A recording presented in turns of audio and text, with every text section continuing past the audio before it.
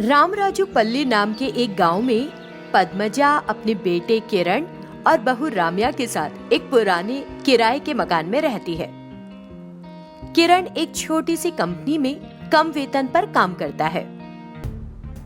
सास बहू हमेशा आपस में झगड़ती ही रहती हैं। दोनों की एक ही ख्वाहिश है, वो है खुद का घर। किरण की तनख्वाह बहुत कम होने की वजह से उनकी ये ख्वाहिश लंबे समय से सपना ही बनी हुई है। इस वजह से दोनों दुखी रहती हैं। कुछ महीनों के बाद एक दिन महीने की पहली तारीख होती है।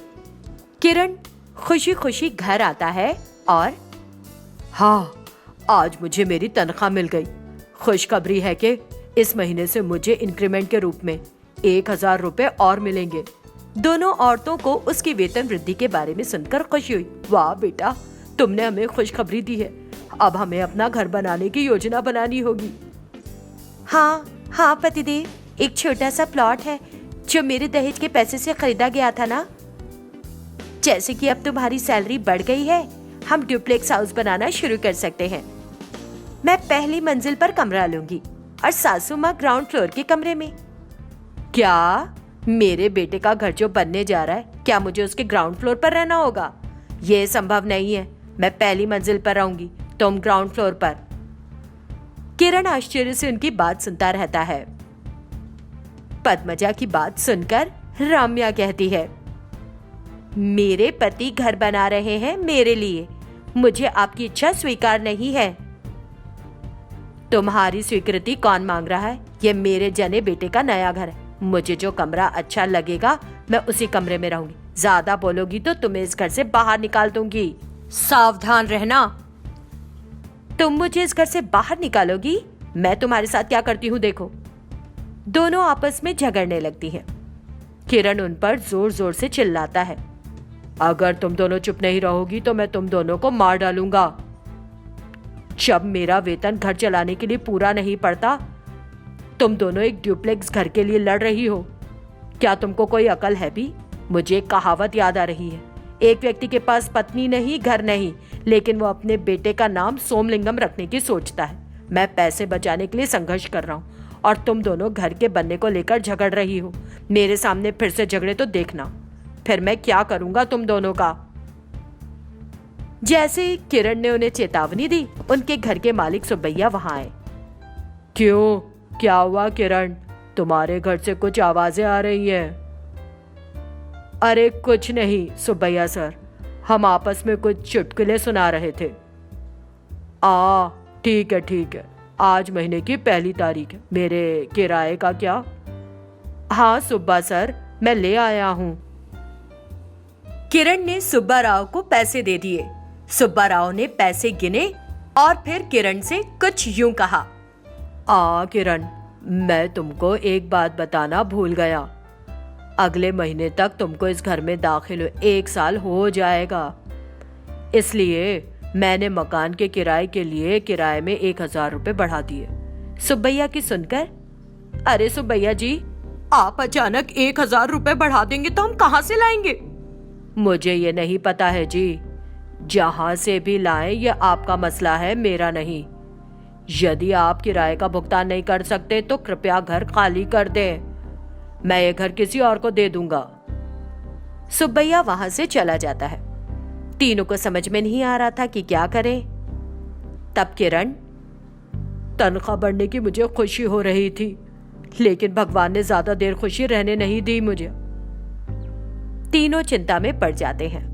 तब राम्या धीरे से कहती है, तुम ऐसी चिंता मत करो, सोचो कि अब क्या करना है। क्या करना है अब? मांगे गए किराए का भुगतान करने के सिवा हमारे पास और कोई चारा नहीं है। अगर हम घर शिफ्ट करने की सोचते हैं तो हमें वहां अधिक किराया देना पड़ेगा। किरण वहां से चला जाता है। एक दूसरे के विपरीत बैठी पद्मजा और राम्या गहराई से सोचती हैं। अपने ईगो को एक तरफ रखते हुए राम्या अपनी सास से कहती है, सासू माँ, मुझे अपनी चिंतित पति को देखकर बड़ा दुख हो रहा है। क्या हम दोनों मिलकर कोई फैसला लें और उसका साथ नहीं दे? हाँ, तो बताओ क्या करना चाहिए? हमारे पास घर बनाने की जगह है ना, उस जगह हम खुद मिट्टी का घर बनाते हैं और हम उसमें ही रहेंगे ताकि किरण अपने वेतन से बचा सके। हाँ, कल का दिन शुभ है, तो चलो कल से काम शुरू करेंगे हम। वे एक निर्णय पर आती हैं। अगले दिन किरण जब नौकरी के लिए घर से निकलता है तो दोनों काम शुरू करने के लिए उस जगह पर जाती हैं। सबसे पहले वे अपनी देवी की पूजा करती हैं। वे हाथ में फावड़ा लेती हैं और जमीन खोदना शुरू करती हैं। कुछ देर खुदाई करने के बाद वे थककर अपने घर चली जाती हैं। वे 4 दिनों तक ऐसे ही काम करती रहती हैं। एक दिन जब वे जमीन की खुदाई कर रही होती हैं, दोनों को जमीन में सौभाग्य से 2 बर्तन मिलते हैं। वे उन्हें देखकर दंग रह जाती हैं और उन्हें उठाकर अपने घर ले जाती हैं। घर पहुंचकर वो दोनों बर्तन उल्टाकर सामान गिराती हैं। इसी बीच किरण वहां पहुंच जाता है और सोना फर्श पर देखकर हैरान हो जाता है। वहां का नजारा देखकर किरण को कुछ समझ नहीं आता। माँ, राम्या, ये क्या है? कुछ तो बोलो। वो खुशी से उछल पड़ता है। पद्मजा और राम्या दोनों उसे सारी बातें समझाती हैं जो हुई थी।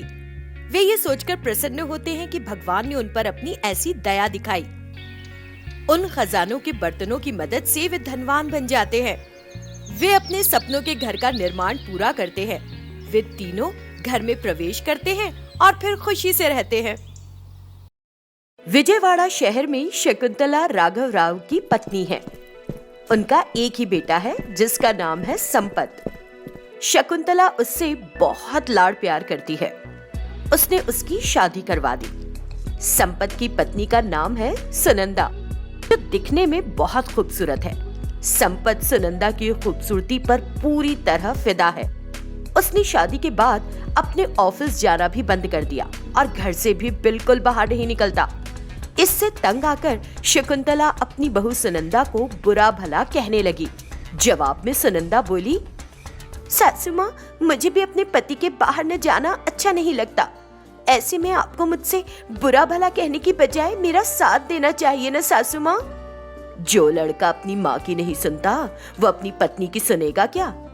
कई बार मैंने उससे कहा लेकिन वो सुन ही नहीं रहा है। वो हमेशा बस तारीफ करता रहता है मेरी सुंदरता की। मैं नहीं जानती कि उसे सही रास्ते पर कैसे लाया जाए सासू माँ। सुनो, तुम उसे धमकी दे डालो कि जब वो पैसा कमाने के लिए बाहर जाएगा तभी तुम उसके साथ रहोगी, नहीं तो तुम उससे कहो कि तुम चली जाओगी, तब वो लाइन पर आ जाएगा। ठीक है सासू माँ, मैं ऐसा ही करूंगी। सुनंदा निर्णय पर आती है और सुनिए, यदि आप काम पर जाएं और कमाई करना शुरू करें तो हमारा जीवन सुखी हो सकता है। हमारे पास इतना पैसा और संपत्ति है, हमें कमाई के लिए जाने की जरूरत नहीं है सुनंदा।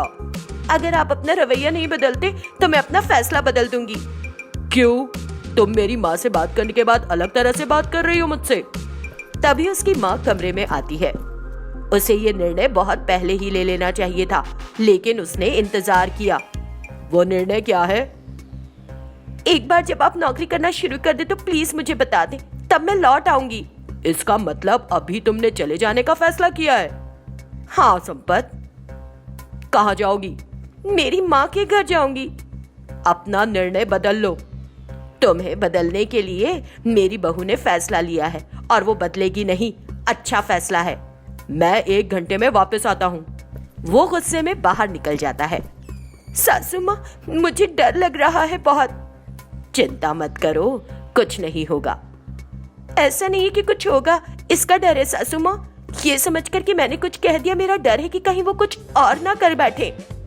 जैसे ये दोनों बात करती रहती हैं, संपत एक काली महिला के साथ गले में माला पहने हुए प्रवेश करता है। जैसे ही उसने प्रवेश किया, माँ, अपनी बहू की आरती उतारो। कौन है ये? कौन होगी? मेरी पत्नी है। फिर सुनंदा कौन है रे? मेरी पत्नी। जब मैं घर पे हूँ तो तुम दूसरी औरत से शादी करके उसे यहाँ कैसे ले आए? तुमने कहा था तुम चली जाओगी और वापस नहीं आओगी। मैंने ऐसा क्यों कहा? क्या तुमने उसके बारे में नहीं सोचा? सोचना और रुकना मेरी जिंदगी में नहीं है। तुमने कहा था तुम बाहर जाओगी, मुझे अपने लिए साथी चाहिए, तो मैं ये ब्लैक ब्यूटी ले आया। अरे क्या तू यहाँ मेरे बेटे और बहू को अलग करने के लिए आई है? मारने के लिए माँ हाथ उठाती है और ब्लैक ब्यूटी इंदु एक तरफ हट जाती है। तब संपत उसे रोकता है। माँ, मेरी पत्नी से कुछ मत कहो। ब्लैक ब्यूटी ऐसे ही शांत खड़ी रहती है। सासू माँ, मैंने कहा था कि ये प्लान काम नहीं करेगा। अभी तक मैं अपने प्लान्स में कभी नहीं हारी। पहली बार मेरे बेटे ने मुझे ऐसा झटका दिया जिससे मैं हिल गई हूँ। मैं इसे सबक सिखाऊंगी अच्छी तरह। तो रुक तो। मैं भी तुम्हारे इस प्लान में शामिल होंगी। पहले कमरा तो दिखाओ। उसके ये कहने पर सब खड़े के खड़े रह जाते हैं।